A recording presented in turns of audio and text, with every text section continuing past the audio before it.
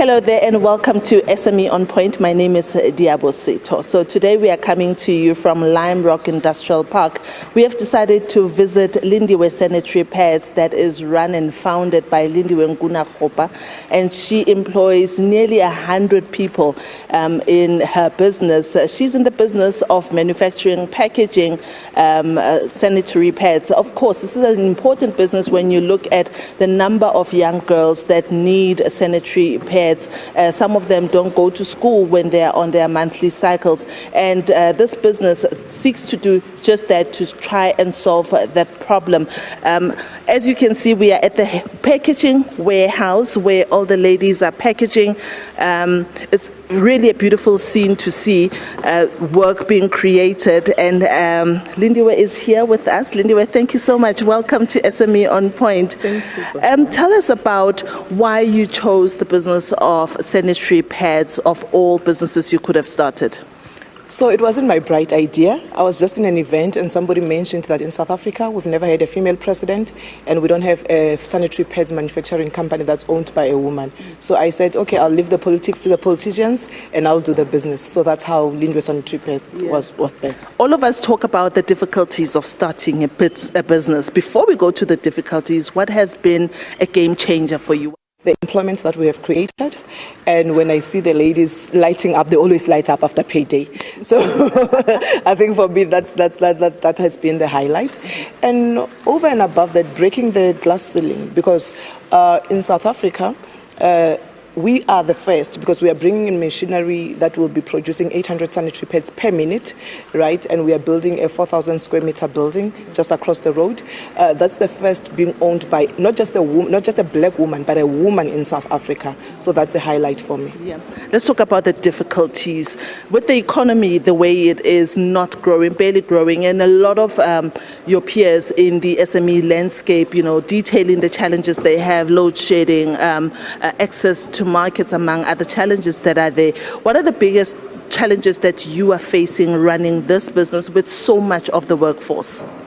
I think we also facing the problem of load shedding, but the biggest one for us is that we can't find raw material in South Africa, right? You've got to import the raw material. So that what that means for us as a small business is that we need to bulk stock the raw material. That means you've got to spend more. You've got to have more than 6 months worth of raw material stored. So that becomes a cash flow problem, because then money is trapped in the raw material.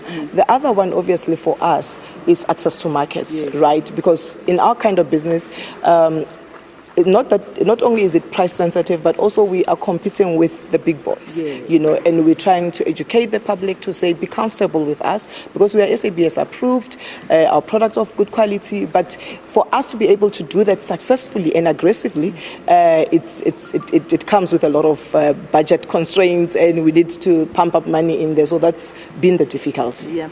Won't you just take some time and show our viewers the packaging and what the sanitary pads look like? And I love the pink. Is it lilac color? Yes. We call it pink. We're not good with colors. For us, it's pink. Right. Tell me about how many are in a pack, how much they retail for, and just the journey of coming up with the packaging. It's beautiful, and as small as this. Every woman would want something this small in their bag, I'm sure. Yes. So we've got 3 ranges right now.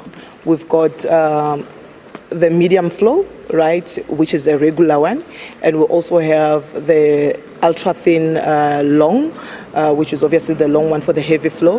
We also have a regular one on an ultra thick, right? So what you see here is ultra thin, and it comes in different forms as well. We've got the cotton feel, we've got the air-laid feel, and all of that. Okay. And with the packaging, what was your question about packaging? I was saying that the journey of packaging, I know a lot of businesses that struggle to meet the right standards when it comes to packaging. We actually failed quite a lot because of packaging as well. I think we applied with the SABS 3 times, and then they kept saying the product is good, but the packaging is wrong. So, and it's so funny, because packaging is very expensive, and we'd be like, but we've got the right product, why can't you approve us? They say it goes together. So for us, we decided to stick with Venek. You can see it's Lindiwe. And our tagline there is Bukulu Bzonzibe. Yes. What does it mean? So Bukulu Bzonzibe means greatness suits me. That is, for me, the business owner. It means greatness suits me, you know. But for the girl child, it means growing up looks good on me. You know, so the message is that the young girls should be comfortable, the young girls should embrace menstruation, should embrace maturity and all of that. So we're just saying to the girl child, we're walking the journey with you, and it's okay to menstruate. You know, it's not that bad. Let's talk about where the world is heading to. A lot of businesses are talking about the compliance of ESG, environmental, social and governance considerations, and many people are looking for alternatives to traditional sanitary pads as we know them. We're seeing menstrual cups, and of course things like tampons have always been there. How are you working with the business to make sure that you're not left behind when the world is moving to another product and you are still with sanitary pads? How are you making them environmentally sustainable? So two things, right? When we speak about being environmentally friendly, we must also look at the cost that comes with it. So now in Africa, while the talk is good, the economic situation in South Africa is such that it's not friendly to the girl child, right? Because I think the DTI took us to Germany, I think 2 years ago or 3 years ago, and I came up with these bright ideas of how we need to make environmental friendly products and all of that, but they cost a little higher than this, right? And we found that the market here in South Africa is not as receptive to that because this is price sensitive, and our target market as well, you know, is struggling in terms they get social grants, they struggle, so every cent for them counts. So while as a business we want to do that, but because the market here in South Africa, perhaps we're not as educated enough about the importance of this, we found a lot of resistance. And with the reusable ones, with the cups, it was just a matter of the myths that comes around it, especially with the black mothers. They're not comfortable with their young girls inserting things on them because they believe it's gonna take away their virginity and everything. So it needs to, there's an education process that needs to follow, you know. And then with the reusable ones, the cloth one, while it's a good idea and stuff, but we found that because we struggle with a lot of water here in South Africa, with water, then it becomes difficult now for some other people to be able to keep that in a hygienic condition. But it's more accepted, that one. But if we could solve the water issue, women could use that. So yeah. So here on the show, I'm quite big on us creating a lot of Lindiwes, right? So we can grow the economy. There's someone sitting at home now thinking, I would love to start a business like that, but where do I start? Can you give them a tip? It starts with the mind, you know, because when I started the business, I didn't have the resources, I didn't have the experience. It was just out of excitement, right? And I had a lot of doors closed on me and people saying, you can't make it. And I have always responded, it's not that I can't make it. The question is whether when I make it, you'll be part of the story or not. Making it is not even a question to consider.